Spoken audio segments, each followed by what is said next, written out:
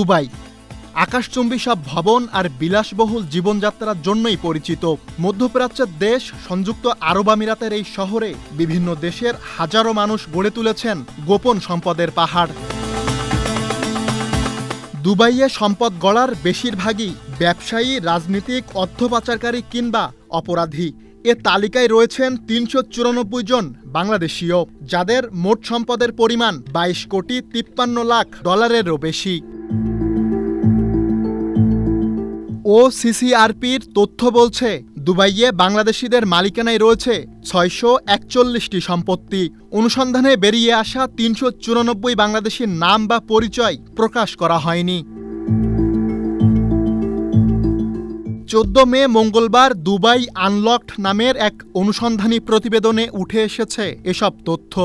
Organised crime and corruption reporting project OCCRP ও Norway সংবাদ মাধ্যম E24-এর যৌথ সমন্বয়ে এই প্রতিবেদন প্রকাশ করা হয়। ৬ মাসব্যাপী চলা অনুসন্ধানে অংশ নেয় ৫৮টি দেশের ৭৪টি সংবাদ মাধ্যম।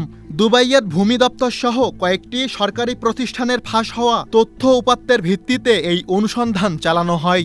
২০২০ থেকে ২০২২ সাল পর্যন্ত বিদেশিদের সম্পদের মালিকানা চিত্র উঠে আসে এই অনুসন্ধানে। দুবাইয়ে সবচেয়ে বেশি সম্পদ রয়েছে ভারতীয়দের। তালিকায় দ্বিতীয় অবস্থানে আছে পাকিস্তানিরা, যেখানে রয়েছেন ভারতের ধনকুব মুকেশ আম্বানি ও পাকিস্তানের প্রেসিডেন্ট আসিফ আলী জারদারির পরিবারের সদস্যরাও। এছাড়াও তালিকায় রয়েছেন যুক্তরাজ্য, মিশর, চীন, রাশিয়ার মতো দেশের নাগরিকরাও। গত বছরের সেপ্টেম্বরে প্রকাশিত এক প্রতিবেদনে দেখা গেছে, আমিরাতে বাংলাদেশিদের মালিকানাধীন নিবন্ধিত কোম্পানির সংখ্যা বাড়ছে।